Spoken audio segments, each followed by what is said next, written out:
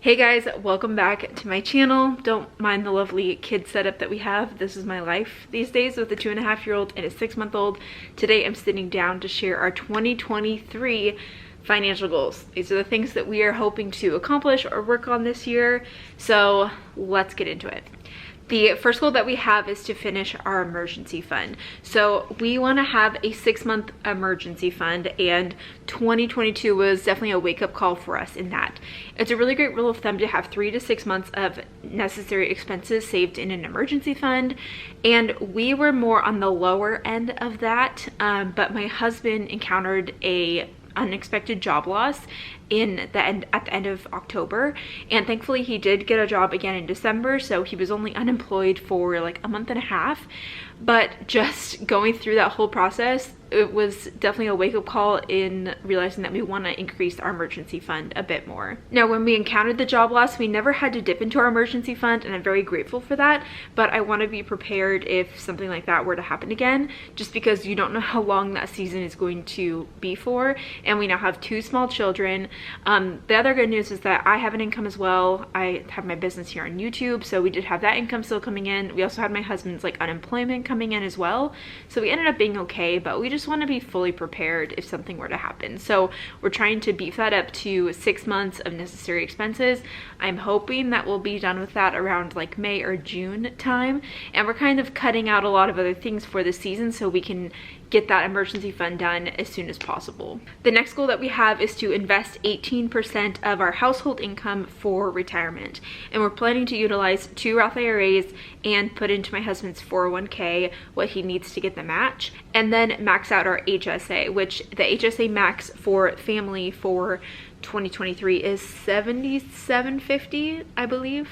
I think that's what the limit is, so we're planning to max that out as well. The only way you can have an HSA is to be on a high deductible health plan, which we will be this next year through my husband's employer. So the HSA is a deduction from his paycheck, as well as the 401k, and then we put into the Roth IRAs separately. The max for a Roth IRA in 2023 is $6,500 each, so we're hoping to do 2 of those.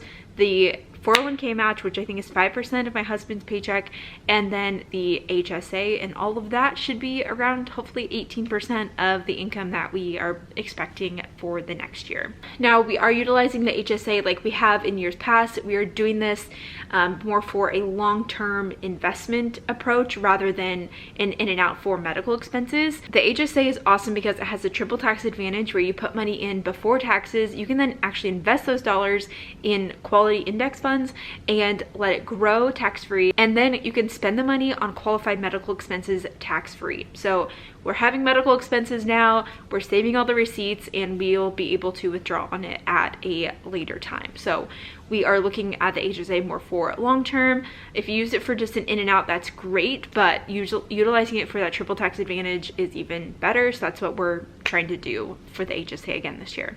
The next goal we have is $100 a month to each kid's $529 for their college savings.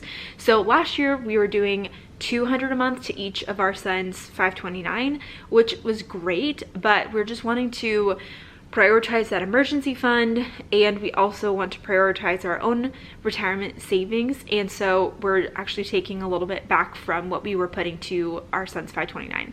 Maybe you guys can relate to this too, but inflation this last year has been crazy, with also adding in an additional person in our household. The new job that my husband got is very comparable, but a little bit of a pay decrease than what he had before. So with all of those things, you know, we're just having to trim back on some stuff, and I will say it's wonderful to save for your kids' college, but it's more important for you to save for your own retirement and work on your own financial goals. It's like when you're on an airplane, the oxygen mask comes down, put it on yourself before you help someone else. You have to do that in your finances. So I think $100 a month to each boy's $529 is still great, but we gotta prioritize our own stuff before that. Someone woke up from his nap, so he's joining us for the rest of this video here. Our next financial goal is to save for our medical plan insurance deductible. So we, like I said, are planning to utilize our HSA for more of a long-term investment approach. So we want to have money set aside when we need to go to the doctor. We have 2 little kids. We're going to have medical expenses, and so we're planning to just pay for them out of pocket. And since we are on a high deductible health plan, we want to have that saved and taken care of. So I think our deductible for our family on our plan is like $3,400. So I'm taking $3,400 and dividing it by 12 and saving that much each month for a little medical sinking fund to use so that we can cover medical expenses when they come up. So I'm planning that we'll probably at least hit our deductible and then might be working towards our max out of pocket.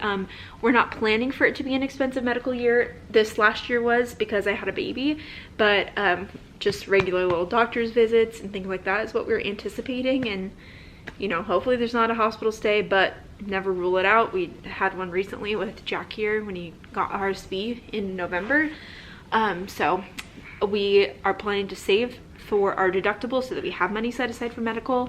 You know, if we have a more expensive medical bill come up, then, you know, we have our emergency fund. We will also plan to we'd plan to cash flow it, which means that we would, you know, pause other goals and things right now to take care of that other medical expense. So we're at least going to save for our deductible and have that set aside to spend on if and when that comes up. Hi. How was your nap? Yeah, was it good? Hi. And our final goal that we have for 2023 is to give 10%. We're Christians, we believe in tithing and giving, and so we're wanting to give 10% of our income there. And so I think that wraps it up for this video. Let me know in the comments below what you are looking forward to for 2023. Hi. What are your financial goals you're working on for 2023? What are you working on for 2023? Turning 1? Turning 1? Don't be so crazy. And with that, I look forward to seeing you in the next video. Bye.